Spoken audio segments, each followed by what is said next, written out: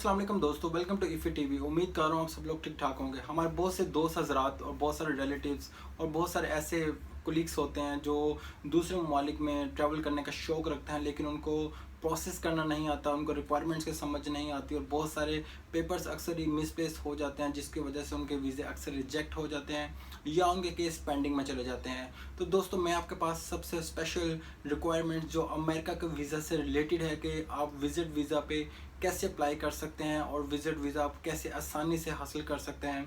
तो दोस्तों, मैं आपके साथ शेयर करता हूं कि आप अमेरिका का विज़िट वीज़ा कैसे आसानी से हासिल कर सकते हैं। तो ये बात करने से पहले काइंडली आप इफ़ी टीवी को सब्सक्राइब कर लीजिएगा, शेयर कर दीजिएगा और बेल के बटन को दबा दीजिएगा।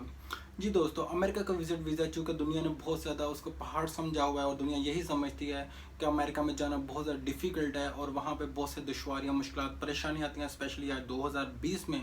लेकिन अगर हम देखें तो ये सारा कुछ ऑपोजिट ही है।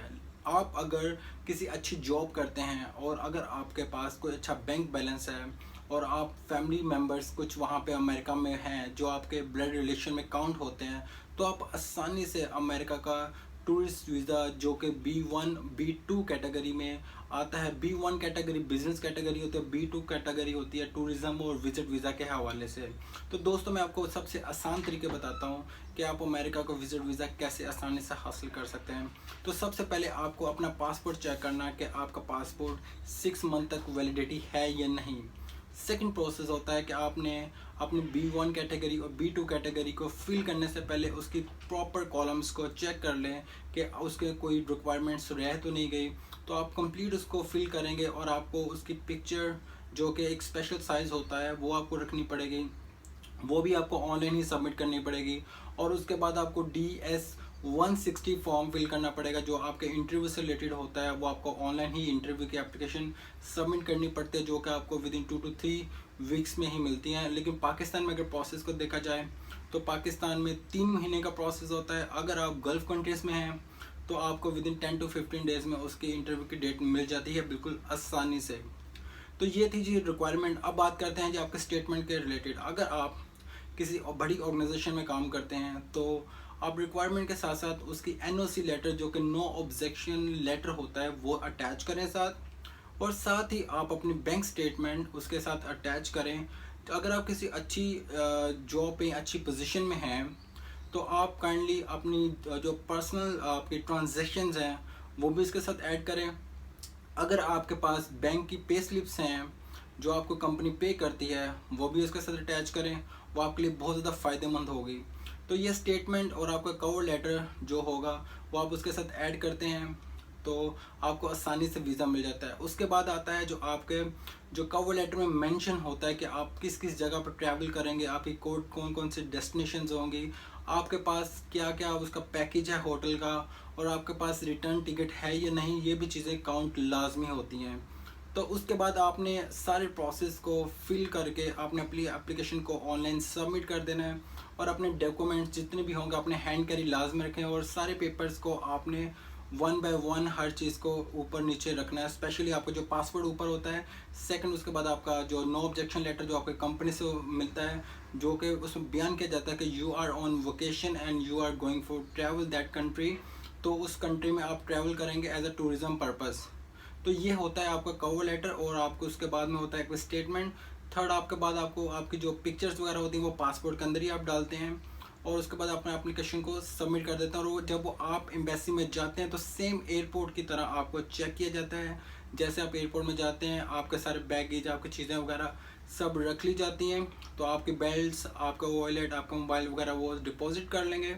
उसके बाद आपको इस पूरा चेक करेंगे जैसे इमिग्रेशन में चेक होते हैं। और जब आप ऑफिस में जाते हैं तो आपको एक ट्रैकिंग नंबर दिया जाता है जो आपके पासपोर्ट का होता है B1 B2 कैटेगरी का। और उसके बाद आपको 1 by 1 हर कैबिन में जाके अपने डॉक्यूमेंट्स सबमिट कराएंगे और आपको बाद में फाइनल कॉल आती है कि आप इंटरव्यू के लिए रेडी हो जाएं।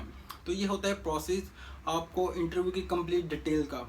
तो उसमें आप लोग क्या करना होता है, कुछ क्वेश्चंस ऐसे होते हैं जो कि बहुत ज़्यादा कॉम्प्लिकेशंस हम लोगों को लगते हैं, लेकिन कोई भी एम्बेसडर, कोई भी अपना कॉन्सुलेट या कोई भी ऑफिस में मौजूद वहाँ पे जो ऑफिसर होता है आपके जो आपने फाइल सबमिट किया उससे आउट ऑफ बॉक्स कोई भी क्वेश्चन नहीं पूछेगा।